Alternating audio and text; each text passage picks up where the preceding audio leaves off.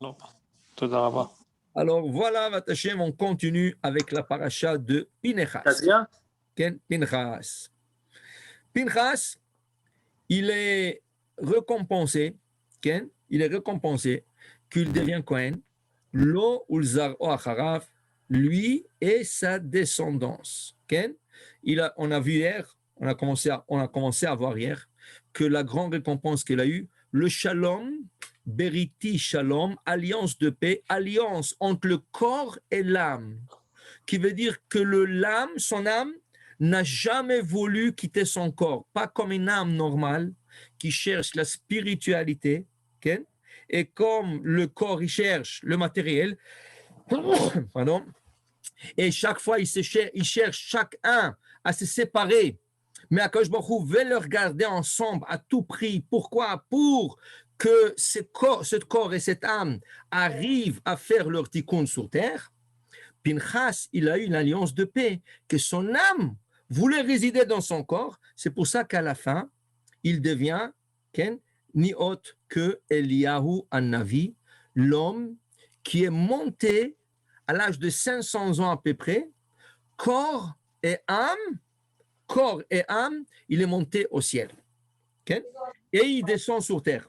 Il est monté au ciel et aussi il a la chance de descendre sur terre pour faire le mission de d'Akadosh Baruch Hu.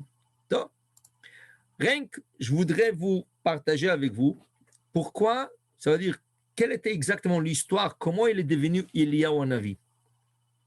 Et pourquoi il s'appelle Eliyahu, il s'appelle Pinchas. Pourquoi il s'appelle Eliyahu? Et on dit toujours dans la Gemara, dans le chanson de Shabbat, Pinchas ou Eliyahu. À Giladi, à Tishbi, on l'appelle le Giladi, on l'appelle le Tishbi. On explique tout ça. Regardez qu'est-ce qui est arrivé.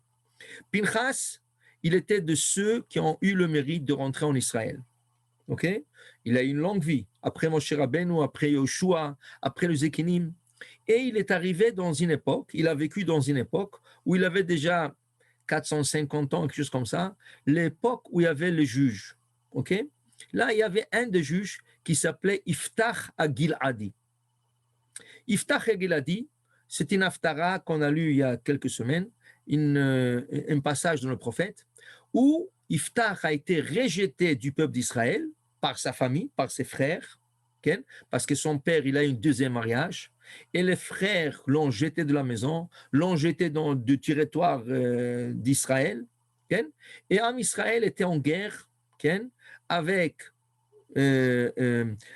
Yavesh Melech Gilad, et ce qui est arrivé, ils sont partis le voir à Iftach, qui entre-temps s'est ramassé avec 400 guerriers. Ils lui ont demandé, est-ce que tu peux être notre chef général d'armée? Il a dit, mais vous m'avez rejeté, maintenant vous m'appelez. Il dit, oui, excuse-nous, mais on aimerait bien que tu nous diriges et tout ce que tu nous diras, on écoutera. Alors il dit, bon, si vous me suivez à la lettre, alors je sortirai en guerre pour vous. Il est sorti en guerre contre les ennemis. Mais juste avant de sortir en guerre, il fait une prière à Hachem et il fait un vœu à Hachem. Il dit, si je retourne en paix et je gagne cette guerre, le premier qui sortira des portes de ma maison, je le sacrifierai à Hachem. La Gemara, dans Ta'anit, la page 3, dit, mais quel neder bizarre. Quel neder bizarre. Si ce serait un chien qui serait sorti, si au moment qu'il revient, la porte s'ouvre et un chien serait sorti. Quoi, tu l'aurais sacrifié à Hachem, un chien, Haz v'Shalom. On ne peut pas sacrifier un chien à Hachem. Okay? Si ça serait un goy, est-ce que tu l'aurais égorgé? C'est quoi ce neder? À la fin, qui est sorti? Sa fille. Sa fille est sortie pour l'accueillir. Okay? Et qu'est-ce qui arrive? Là, il est pris avec son neder. Il doit sacrifier sa fille. Mais non, jamais de la vie. On n'a pas le droit de sacrifier une personne. Okay? Même Abraham Avinu, il fallait que Dieu lui dise, sacrifie ton fils. Et Dieu lui a pas dit, sacrifie ton fils. Monte-le comme holocauste. Monte. Quand Abraham se plaint, Hachem, il dit, hey, vous m'avez dit de le sacrifier. Je dis, je t'ai pas dit sacrifier. Je dis, je te dis, monte-le à la montagne. Je t'ai pas dit sacrifier. Toi, tu as compris comme ça, mais c'est quelque chose d'autre. Mais tu as passé l'épreuve. À moins que Dieu te le dise, tu ne feras jamais un sacrifice humain. Okay? Et là, il a fait un neder, il est bloqué par le neder. Qu'est-ce qu'on fait? Alors, on sait tous, ça va être la paracha de la semaine prochaine. Okay? On sait tous que quand quelqu'un prononce un neder, il doit faire ce qu'on appelle atarat nedarim, l'annulation de vœux. Donc, Pincha Iftach se retourne au plus grand homme qu'il y avait à l'époque, qui c'est Pinchas, qui était encore vivant, presque 500 ans. Il était l'homme le plus important, le plus âgé, le plus chacham, qui a vu Moshe Rabbeinu. Imaginez-vous un homme qui a vu Moshe Rabbeinu, qui a parlé à Moshe Rabbeinu. Alors il demande, Iftach, il envoie un message à Pinchas, s'il vous plaît, venez chez moi pour m'enlever le neder. Regardez, c'est la fille qui est sortie. Il reçoit une lettre de retour et Pinchas lui dit, oui, je peux enlever le neder, mais avec tout le respect, vous avez besoin de moi, vous venez vers moi. C'est pas moi qui va venir vers vous. Alors l'autre, il envoie une lettre, il lui dit, mais c'est moi le chef d'Israël. Vous êtes un prophète, alors vous devrez venir vers le chef d'Israël. Il dit, oui, mais je suis plus âgé que vous. Et par respect, vous allez venir chez moi, vous êtes plus jeune que moi. Okay? Et ils discutaient comme ça. Vous savez qu'ici à Montréal, il y a, je dirais à peu près 30 ans, il y avait le grand kabbaliste, le Rav Kadouri, Rabbi Yitzhak Mordechai Kadouri, qui est venu ici en Montréal. Il a entendu qu'ici à Montréal, il y a un des 36 tzadikim qui habitait, le Rabbi de Tosh. Okay? Le Rabbi de Tosh, il habite ici. Il voulait absolument le voir. Le Rabbi de Tosh, c'était un de l'Amedvav tzadikim pour sûr. Il voulait absolument le voir. Alors, il a parlé, ils ont appelé le Gabaïm, ils ont appelé Tosh. Ils ont dit que Rabbi Yitzhak Kadouri voudrait se rencontrer avec le Rabbi de Tosh. Vous savez quelle était la réponse? Le Rabbi de Tosh est plus âgé, alors c'est le Rav Kadouri qui doit aller le voir. Et c'est le Rav Kadouri qui est parti le voir, il voulait le voir absolument. Il est parti le voir. Donc, quand il y a un homme plus âgé que vous, par respect, vous allez le voir. Alors, Pinchas, il dit à Iftach, vous êtes plus jeune que moi j'ai 500 ans, vous êtes plus jeune, vous devrez venir me voir. Il commençait à dire, toi tu viens. Entre-temps, le neder, en effet, il doit accomplir son neder. Qu'est-ce qu'il fait Iftach? Il prend sa fille, il la ferme dans une maison dans les montagnes, et toujours, pendant 2 mois, des lettres à gauche, à droite, des messagers à gauche, à droite, toi tu viens. Entre-temps, la fille est décédée. Okay? Tout le deux a été puni. Iftach a été puni. Il marchait un jour sur une montagne et il perdait ses organes, ses mains tombaient, ses pieds, tout tombé. Comme ça, il est mort comme ça, il s'est décomposé. Chas v'shalom. Et Pinchas, il a eu honte de cette histoire. Qu'est-ce qu'il a fait? Il a disparu de la ville, dit le Rabbi Ben Ishraï. Il a disparu. Après l'histoire d'Iftach, il a disparu pendant des années. On ne l'a pas vu. Personne ne savait où est-ce qu'il est Pinchas. Quand il est retourné, après plusieurs années, on lui a dit, personne ne savait que c'est lui. Qui vous êtes? Kvod Arav? Il a dit, Eliaou. Je m'appelle Eliaou. Il a changé son prénom. Il a dit, je m'appelle Eliaou. D'où vous êtes? Moi, je suis de Gilad, parce qu'il était de Gilad. C'est pour ça qu'on dit Eliaou à Giladi. Eliaou du Gilad, Giladi. Okay? Ou de Eliaou Hatishbi, okay? De la ville de Tesheb. Okay? Alors, il a changé son prénom. Pourquoi? Pour qu'on ne le reconnaisse pas. Qu'on ne dit pas que c'est. Mais, Chachamim savait tout. Alors, qu'est-ce qu'il nous dit la Gemara? Pinchas ou Eliaou. C'est la même personne. Seulement, il a changé son prénom, mais ce n'est pas grave. Il reste la même personne. Akadosh Baruch Hu lui a promis une alliance de paix. Donc, après certain temps, il est monté avec un char, corps et âme au ciel. Et il est devenu un malach, okay? Et il descend de temps en temps faire ses missions sur terre. Le Rav Ben Ishraï, il a été emprisonné 9 mois. Pour rien, c'était un complot. Ils lui ont mis en prison 9 mois. Il a dit qu'à la fin de ces 9 mois, on l'a libéré et tout. Il a dit, il sait il sait pourquoi il a passé ces 9 mois en prison, parce qu'il dit qu'il avait l'étincelle de Yosef Hatzadik. Donc, comme Yosef a passé en prison, il fallait qu'il lui passe en prison. Mais dans la prison, le Rav Ben Ishraï n'a pas perdu le temps. Il a écrit un livre de mémoire de tout la halachot qu'il avait en mémoire. Il les a écrits. Okay? Le livre s'appelle Torah Lishma. Il était tellement humble, le Rav Ben Ishraï, il voulait pas qu'on dise de lui qu'il a écrit ce livre dans la prison par cœur, mémorisé tout le passage, toutes les sources. Okay? Alors, qu'est-ce qu'il a fait? Quand il a signé le livre, il a signé le livre Rabbi Yechezkel Kachli. Rabbi Yechezkel Kachli. Donc, personne ne savait que c'est lui. Quand il est décédé, il y avait un grand kabbaliste en Israël, le Rav Agassi. Et le Rav Agassi a dit, vous savez que Yechezkel Kachli, c'est en valeur numérique Ben Ishraï, Yosef Haïm. Alors il a dit, ça c'est un livre qui a été écrit par Rabbi Yosef Haïm, le Rav Ben Ishraï, mais par sa modestie. Et il était tellement humble, il ne voulait pas se vanter qu'il a écrit un livre en 9 mois et toutes les sources de ces livres sont par cœur. Okay? Sont par cœur. Donc, il y a une des questions intéressantes et toutes les questions là-bas et les réponses, c'est un livre de responsa. Question-réponse, question-réponse. Toutes les questions là-bas, c'est des questions qu'il s'est posées. Il s'est posé lui-même, à lui-même, et il répondait. Une des questions intéressantes, si Eliaou, quand Eliaou on a vu descend sur terre, quel statut il a? Un statut d'un homme ou un statut d'un ange? Quand il est là-bas, c'est sûr qu'il est ange. 100%. Mais quand il descend sur terre, quel statut il a? Un statut d'un homme ou d'un ange? Maïnaf Kamina, ça veut dire à quoi ça se réfère? Il a dit, si dans une synagogue, il y a 9 personnes, et Eliaou Hanavi vient compléter Minyan, est-ce qu'on peut le compléter Minyan avec lui ou non? S'il est un ange, on ne peut pas compléter Minyan avec un ange. Ça prend Venigdashti Betor Bene Israël. Je me sanctifierai dans l'assemblée d'Israël, donc des hommes d'Israël, des hommes. Et s'il est un ange, il ne peut pas compléter Minyan. Mais s'il est un homme, il peut compléter Minyan. En conclusion, à la fin, il apporte des preuves.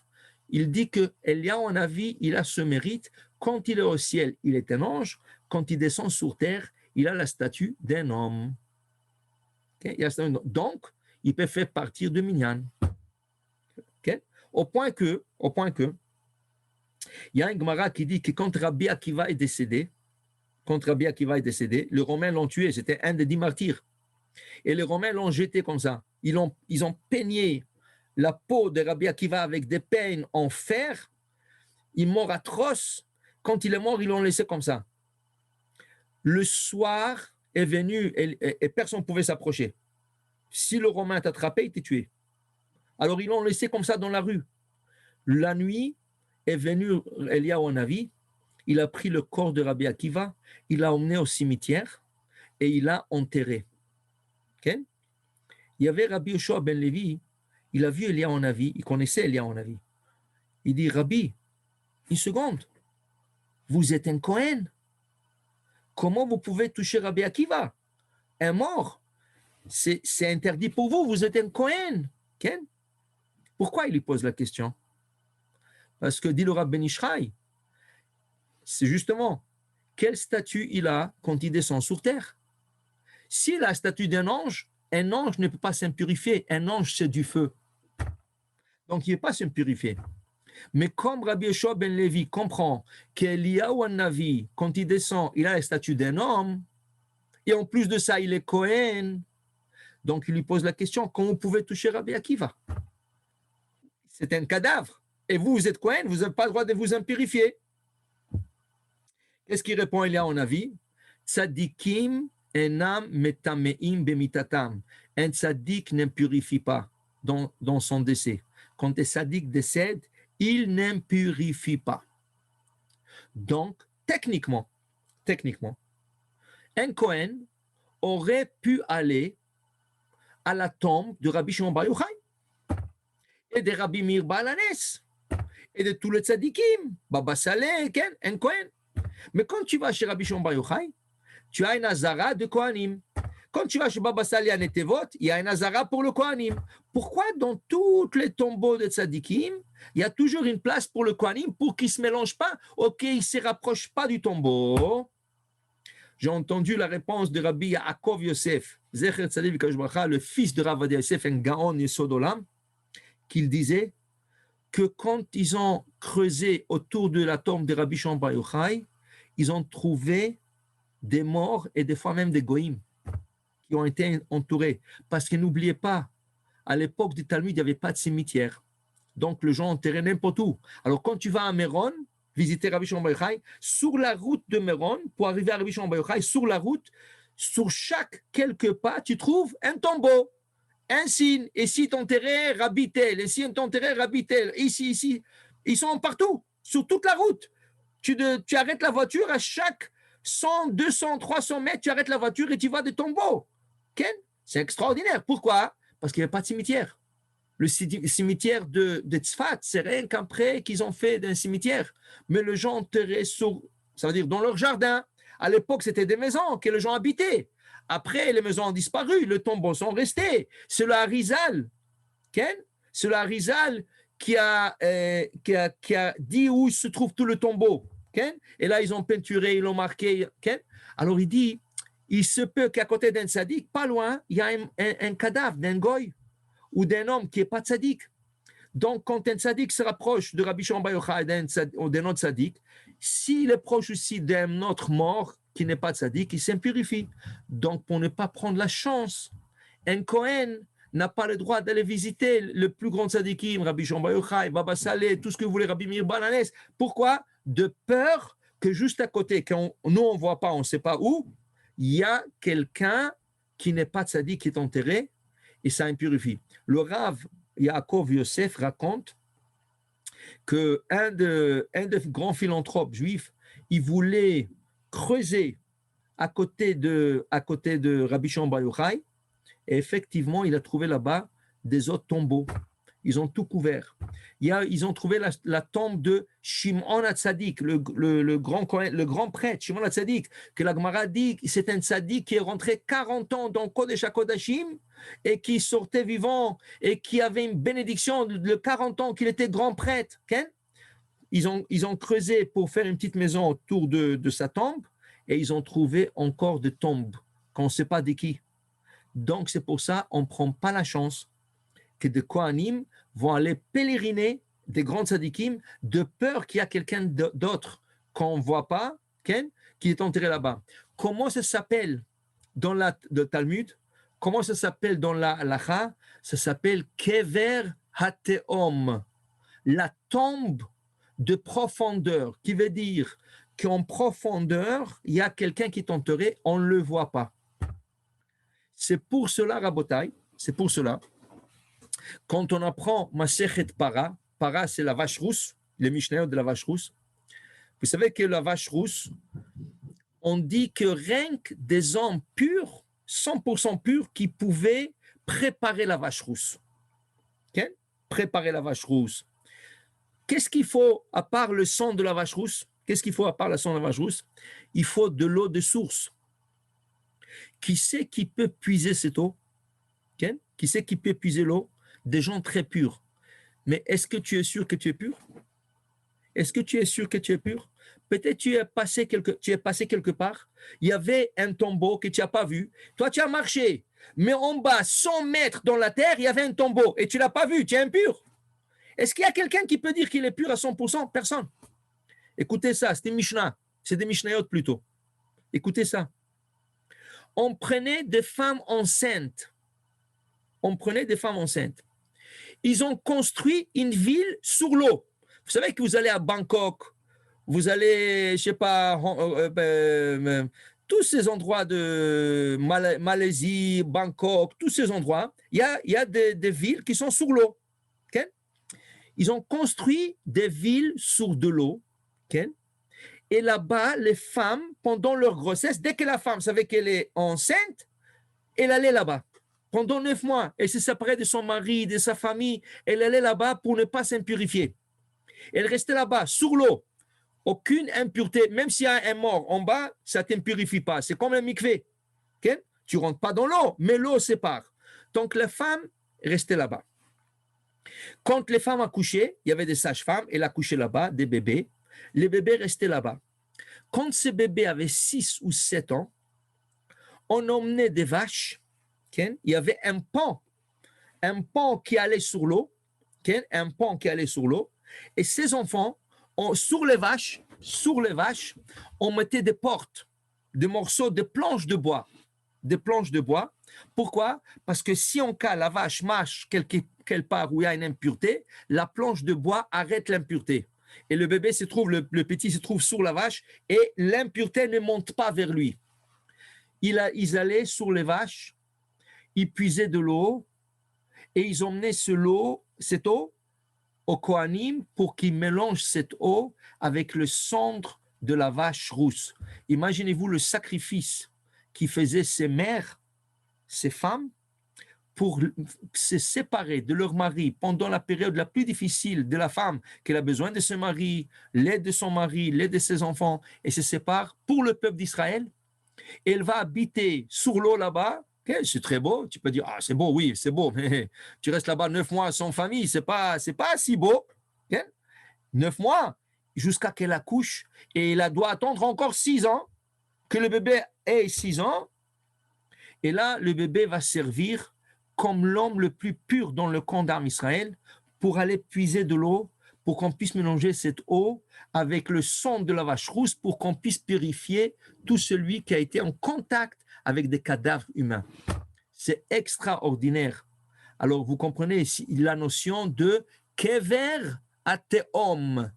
C'est la tombe, ça veut dire c'est l'impureté qui remonte de profondeur de la terre, qu'on n'est pas au courant. C'est pour ça que dans Beth Amikdash, le jour de Rosh Chodesh, le Kohanim amenait un bouc qui purifie l'autel en cas où un Kohen était impur, ou un homme était impur, ou un animal était impur, et qu'on l'a sacrifié sur l'autel, qu'on n'était pas supposé de le faire, mais personne n'est au courant, personne ne le sait. Alors, pour expier sur Keverateum, pardon, c'était le premier jour de Milouim, le premier jour c'est le 8e jour d'inauguration de Beth Amikdash, c'est là-bas qu'on faisait ces sacrifices, et pendant l'année où quelquefois on faisait ces sacrifices, pour vous dire qu'on expie sur Keverateum. Ça, c'est la pureté de Kohanim. Okay?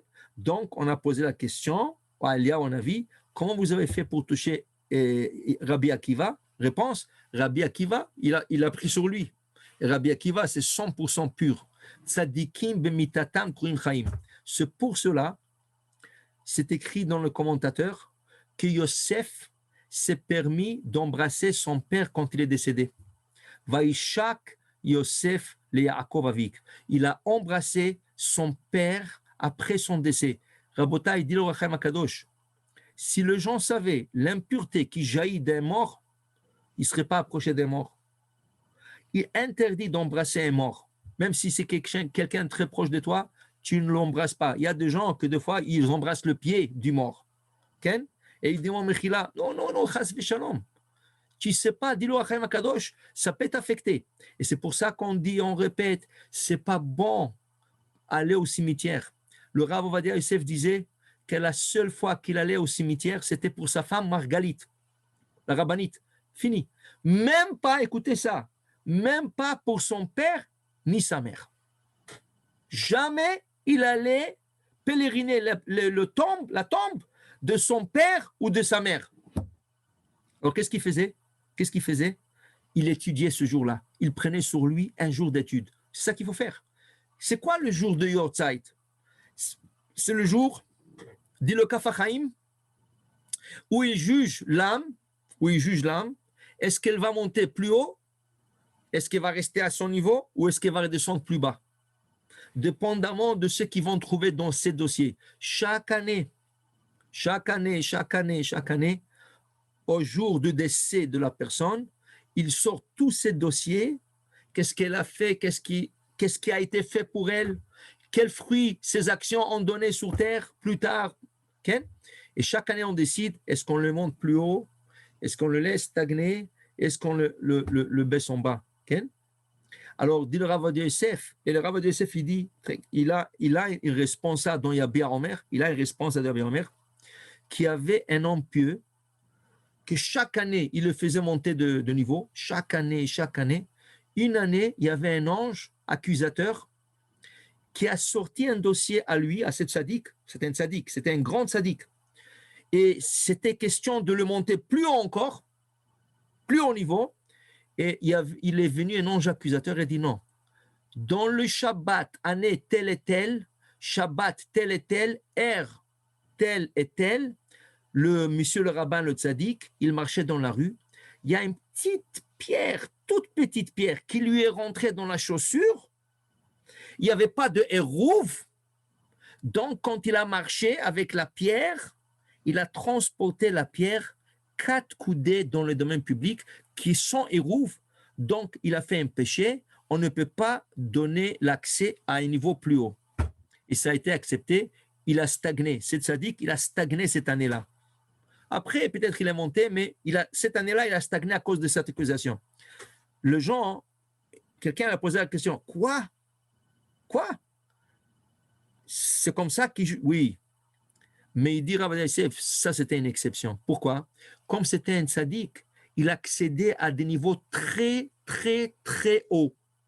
Et pour arriver à ces grands et hauts niveaux, il faut être pur. Donc, un petit pierre comme ça peut empêcher que tu accèdes à ces niveaux. Là où il était, c'était aussi bien. Il était Gan Eden, il était très haut placé.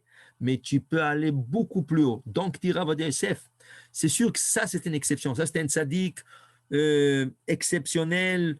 Ils étaient très méticuleux avec lui. Mais dit Rav Yosef, il est vrai que chaque année, il juge l'âme de la personne. Qu'est-ce que ta famille, toi, tu ne pouvais rien faire. Peut-être tu as fait une action, par exemple, tu sais quoi, tu as donné une tzedaka à une synagogue. Et grâce à ta tzedaka, ils ont construit un mikvé. Et grâce au mikvé qu'ils ont construit, il y avait une femme qui est partie dans ce mikvé. Et un jour, elle est tombée enceinte. Mais elle est tombée enceinte 10 ans après que tu as donné ta tzedaka. Alors imagine-toi, pendant 10 ans, quand on t'a jugé, cette âme, on n'a pas arrivé à cela. 10 ans plus tard, viennent des anges protecteurs et disent, waouh, il y a 10 ans, il a donné la tzedaka à ce mikvé. Et vous savez qui est né dans ce mikvé? Cette âme, ce tzaddik, qui est né dans... Quoi? C'est grâce à cette tzedaka? Oui, c'est grâce à cette tzedaka. Alors, montez-le de niveau. Chaque année, on monte l'âme de niveau où on peut stagner ou on peut baisser. Il dit que comme les cimetières étaient un endroit impur, il ne voulait pas aller dans ces endroits. Donc, même pour son père et sa mère, il n'allait pas. Il a pris sur lui une journée d'études. Il a étudié toute la journée pour l'âme de son père et sa mère pour les élever. Et c'est sûr, quand quelqu'un, comme Rav Ovadia Yosef ou n'importe qui, tu donnes, la famille, elle vient, elle donne de l'argent à un kollel, à un tamid chacham, un érudit, il a une grande famille, il aide, ou il donne une grande tzedaka, une yeshiva, quelque chose comme ça. S'il vous plaît, je veux que ce jour-là, vous étudiez à l'élévation de l'âme de telle ou de telle personne. Imaginez-vous le srout, que ce jour-là, quand il est jugé, il dit, waouh, regarde, qu'est-ce que la famille a fait pour lui. Ou que lui, il a fait pour lui-même, il y a 10 ans, ou il y a 5 ans, ou il y a 1 an avant qu'il décède. Okay? Alors il a dit, c'est mieux de ne pas rentrer dans le cimetière. Sa femme, c'était différent. Il a dit, sa femme, c'est grâce à elle qu'il est devenu. Qu'est-ce qu'il est devenu? C'est elle qui lui a donné ses enfants, c'est elle qui l'a blessé, l'a permis pendant tous ses années d'étudier. Il lui a dit, Akarat Tov. La reconnaissance en sa femme, ça, il ne pouvait pas s'empêcher. Il ne voulait pas, mais il ne pouvait pas s'empêcher. Alors il a dit, c'est la seule fois qu'il visitait une fois par année au cimetière depuis que sa femme est décédée le jour de son yortzeit. À part ça, il n'allait pas. Okay? Alors pour dire... Mais Rabbi Ronen, oui. Comment ça se passe alors à l'année d'anniversaire de décès? Est-ce qu'on ne va pas au cimetière? Non, alors comme je dis, c'est recommandé, mais qu'est-ce que vous allez faire si vous n'allez pas? Est-ce que vous allez vous asseoir et étudier toute la journée? Est-ce que vous allez sponsoriser une étude toute la journée dans un kollel ou un érudit qui va s'asseoir toute la journée? Vous allez prendre quelqu'un et dire, s'il vous plaît, aujourd'hui, faites rien. Ne sortez pas faire vos courses, n'allez nulle part. Voilà, on vous paye la journée. Asseyez-vous, étudiez pour l'âme de tel ben tel ou bat tel, okay? Là, ouais, tu n'es pas obligé d'aller au cimetière. Okay? Des fois, je vais vous expliquer, des fois, il y a des gens qui n'ont pas minyan. Okay? C'est quoi le but d'aller au cimetière ce jour-là? C'est quoi le but? De faire Kaddish. De faire Kaddish. Oui. Alors, il n'y a pas de minyan. Ok, exact. Alors tu veux pèleriner, mais ce n'est pas le mérite. Tu veux donner mérite à l'âme du défunt ou la défunte. Le mérite, c'est à travers étude de Torah. Alors, ou tu étudies la Torah, ou tu supportes la Torah. Si tu veux aller prendre des minyan aussi pour aller, ok, ça va. Mais sachez une chose, il y a des gens qui après aller au cimetière, ils vont au mikvé, se purifier, pour enlever toute l'impureté ou au moins, si c'est des hommes, ils prennent une douche, okay, et tu restes sous la douche pendant 3-4 minutes pour avoir la quantité de Tisha Kabin, 9 caves, qui est dit le Rav Ovadia Yosef, c'est la mesure de 12 litres et demi. Alors tu laisses l'eau couler sur ta tête et sur ton corps, okay, pendant 3-4 minutes, 5 minutes, sans mettre le shampoing, sans se savonner. Ça s'appelle Tisha Kavim, et pour l'homme, c'est considéré comme s'il est parti au mikvé. La femme, non. Mais pour l'homme. Bechla, les femmes, ce n'est pas conseillé qu'elles aillent au cimetière. Surtout quand elles sont dans la période de menstruation, pas du tout conseillé. Okay? Les célibataires, garçons ou filles, pas du tout conseillé d'aller au cimetière. Donc, même pour les tzadikim? Comment? Cimetière de tzadikim, comme en Israël? En tzadikim, tu peux aller. Tu peux aller à Tzfat, okay? Tu peux aller à Baba Saleh, Rabbi Shimon Bar Yochai, Rabbi au Maroc, le cimetière du Maroc, okay? Tu peux aller. Okay? Mais comme ça, en règle générale, ce n'est pas conseillé de rentrer. Ni les célibataires, ni les femmes menstruées, ni les femmes enceintes, et ni les femmes qui allaitent. Alors, qu'est-ce qui reste? Les femmes en ménopause, ou les femmes mariées qui n'ont pas... Il ne reste pas beaucoup de choses. Maintenant, on n'a pas dit c'est interdit. Ce n'est pas écrit dans l'halakha interdit. C'est écrit dans l'halakha ne pas conseiller de le faire. Quand Chachamim te disent que ce n'est pas conseillé, c'est comme ton père te dit ne fais pas ça, je ne te conseille pas. Tu écoutes ton père. Mais il y en a il y a des gens qui c'est plus fort qu'eux. Pourquoi? Ils savent qu'ils ne vont pas étudier. Ils savent qu'ils ne vont pas supporter. Alors qu'est-ce qu'il leur reste? À pèleriner. Qu'est-ce que tu vas lui dire? Non? Tu es fou? Il va te donner un coup de poing. Va, prends un minyan, fais Kaddish, et essaie d'être bien ce jour-là. C'est tout. Fais des mitzvot. Monsieur le rabbin. Oui. Monsieur le rabbin, tout à l'heure, vous avez dit que pour un Kohen comme Eliaou, il a pris parce que c'était un tzaddik pour Rabbi Akiva. Oui. Mais la halakha, même un Kohen, quand on ne sait pas que si c'est un mort, il doit enterrer un juif. La seule personne qui ne peut pas enterrer, c'est le Kohen Gadol. Okay? Mais un Kohen, tu n'as pas besoin d'être un tzaddik pour qu'il te prenne. Donc, je ne comprends pas. Là, vous avez mis le point sur que, parce que Eliyahu il a enterré Rabbi Akiva parce que c'était un tzaddik. Mais n'importe quel Kohen, si on ne sait pas c'est qui le mort, il doit s'occuper de Torah Met. OK? À part le Kohen Gadol. Merci, Benjamin, pour tes interventions assagissantes. OK? Assagissantes. Maintenant, je vais répondre à ta question, Bezrat Hashem Yitbarach. Dans la Gemara, et le Rav Ben Ishraï, dans son livre qu'on a vu hier, d'ailleurs hier, Aderet Eliyahu, dans son livre Aderet Eliyahu, le Rav Ben Ishraï, il a tout un exposé qui est Eliyahu Hanavi. OK? Est-ce que Eliyahu c'est Pinchas? Ou est-ce qu'Eliyahu c'est quelqu'un d'autre? Pourquoi il se pose la question? Vous savez pourquoi? Vous savez pourquoi? Je vais vous dire pourquoi. Vous savez que Tosfot, dans la Gemara Baba Metzia, Tosfot ramène une histoire. Écoutez ça. Il n'y a pas beaucoup de monde qui connaît cette histoire. C'est un Tosfot. Baba Metzia, Tosfot ramène une histoire qu'un jour, le Sanhedrin était assis en train de discuter de la lignée de Eliyahu Hanavi. Qui est Eliyahu Hanavi? Comme on a dit, il a disparu. Est-ce que c'est vraiment Pinchas? C'est pas Pinchas. En train de parler, qui vient en discussion? Eliyahu Hanavi. Il leur dit, pourquoi vous discutez de moi et vous me dites que je suis Pinchas, mais Pinchas c'est un Cohen. Mais moi, je suis de la tribu de Gad. Je suis des enfants de Léa. Et c'est ça, de Léa, c'est ça, de la servante de Léa. Alors, je ne suis pas Cohen. Il disparaît. Donc, Tosfot conclut, écoutez ça, Tosfot conclut, Pinchas ou Lo Eliyahu. Vous savez, Tosfot, c'est les petits-enfants de Rachid, ce n'est pas n'importe lequel. Hein? Et là-bas, la discussion qu'ils ont emmenée, waouh, c'est un témoignage que Eliyahu Hanavi fait lui-même. Alors, comment la Gemara peut nous dire Pinchas ou Eliyahu? Comment dans tous les livres, dans toutes les chansons de Shabbat, Pinchas ou Eliyahu? Le Rabbi Ishraï s'étonne. Vous savez qu'il a toute une paracha ici dans Parashat Pinchas, toute la paracha. Il est en train de faire un exposé extraordinaire à son niveau, du Rabbi Ishraï, au niveau, qui dit que l'âme d'Eliyahu Hanavi est divisée en deux. Une partie vient de la tribu de Lévi, l'autre partie vient de la tribu de Gad. Et il est en train de référer l'âme dans les différentes époques où on le trouve Eliyahu Hanavi dans le Talmud. Et il fait référence, écoute Benjamin, il fait référence dans cet exposé de Torah, il fait référence à cette histoire d'Eliyahu Hanavi. Okay?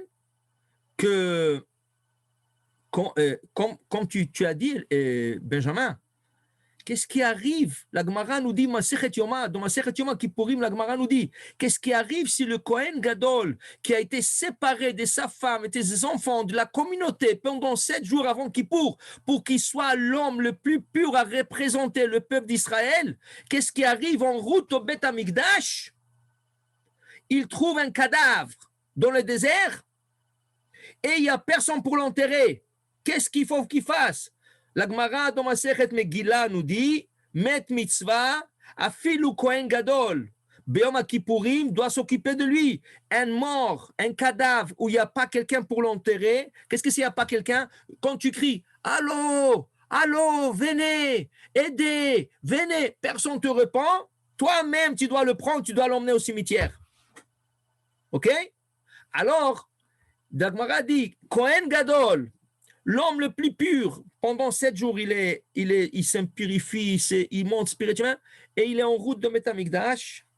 Tout ça, c'est théorique, ce n'est pas en pratique, parce qu'il est impossible que le Kohen soit en route, parce que le Kohen, pendant les 7 jours, il habitait dans sa chambre qu'il avait dans Beth Amikdash, pour qu'il ne sorte pas dans la rue, pour qu'il ne touche pas un cadavre, un mort, un chien ou quelque chose. Alors, c'est impossible. Mais la Gemara te dit, théoriquement, si le Kohen serait en route envers Beth Amikdash, il aurait trouvé un cadavre, il n'y aura personne pour l'enterrer, il serait lui-même obligé de s'occuper de ce cadavre et ne pas faire Kippour ce jour-là. Ça veut dire pas faire Kippour, de ne pas faire le service de Kippour. Qui c'est qui aurait fait le service? Le second Kohen Gadol. Donc Rabbi Akiva, c'était Met Mitzvah. Les Romains n'ont pas donné à s'approcher de son corps. Donc, il n'y a personne qui peut l'enterrer. Alors, même s'il est Kohen, il doit s'en occuper. Okay? Alors, il dit le Rabbi Ishraï, qu'il y a 2 choses. Comme Rabbi Yeshua ben Levi a rencontré Eliyahu Hanavi, peut-être lui, il aurait pu faire la chose. Ou peut-être qu'à ce moment-là, c'était l'âme de Gad qui était en lui, et il pouvait aller chercher. Et pourquoi il lui a répondu comme ça? Il a répondu rien que comme on trouve plusieurs fois, que,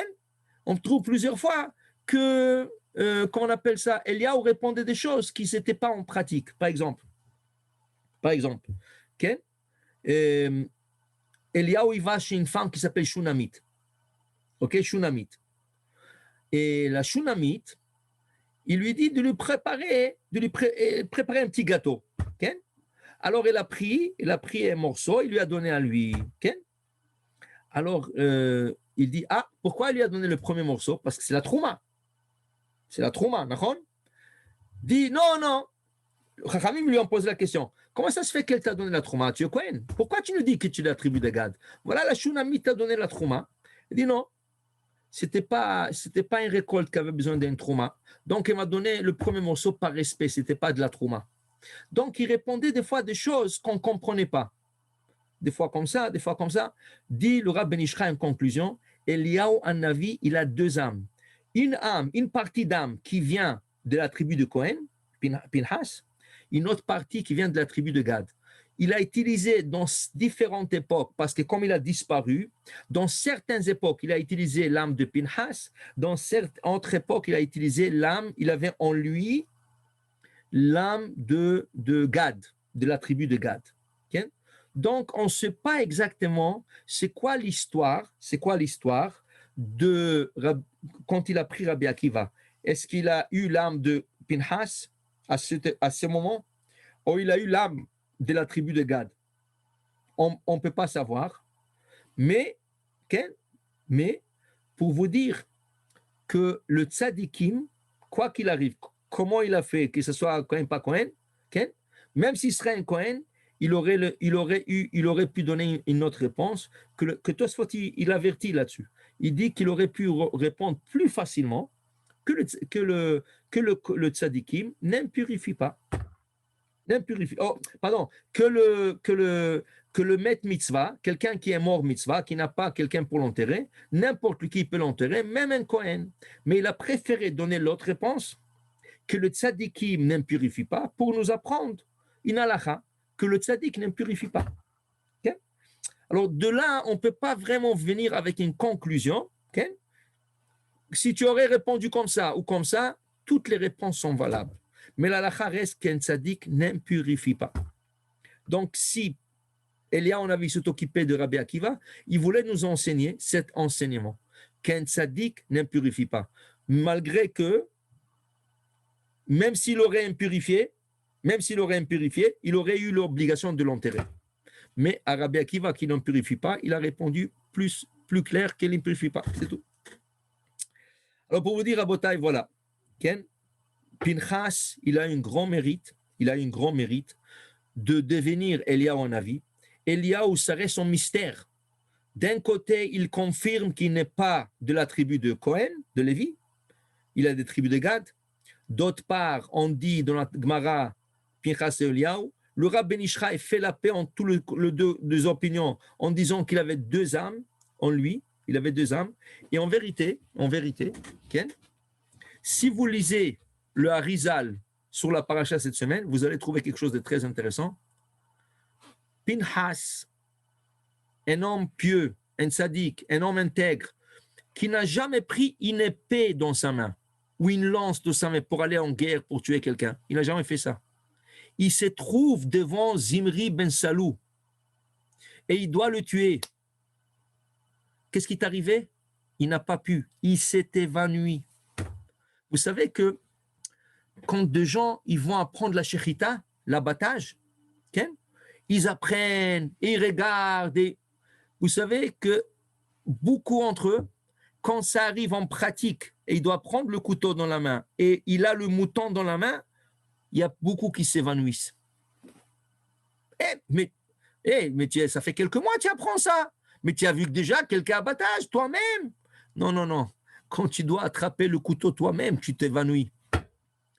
C'est ça qui est arrivé à Pinchas. Il s'est écroulé devant Zimri ben Salou. Il ne pouvait pas le tuer.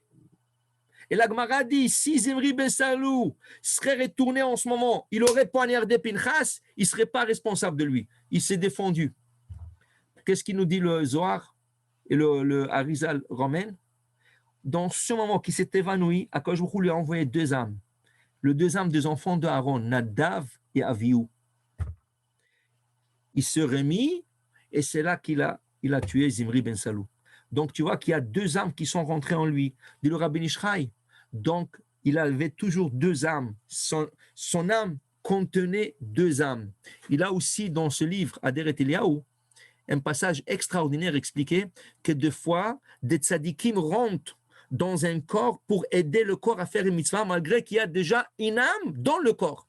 Il y a déjà une âme dans le corps, il y a une tzaddik qui vient à l'aide de cette âme, il s'installe dans le corps et ensemble avec l'âme qu'il y a dedans, ils font une mitzvah que cette âme peut faire, mais elle avait besoin de l'aide. Donc, le Rabbi Israël dit Pinhas ou Eliaou, c'est Eliaou, mais seulement il y a deux parties à lui. Eliaou, qui est Pinhas, et Eliaou, qui est de la tribu de Gad, comme lui-même vient de confirmer. Ça, c'était notre passage extraordinaire qu'on dévoile à travers les secrets de la Torah, de Harizal, de Rama Mipano, de Rabbi Yosef Gaktilia, de Megalé Amukot.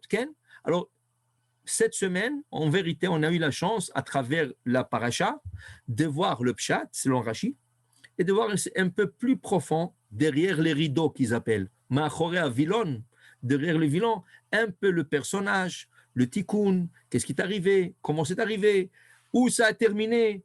Et voilà, on termine cette semaine, Matachem, avec Pinhas ou Eliaou, avec les deux âmes qui se trouvent en lui. Et ce n'est pas une contradiction, ça peut aller en harmonie. Baruch Adonai le'olam, Amen ve Amen. Baruch. Thank you. Si vous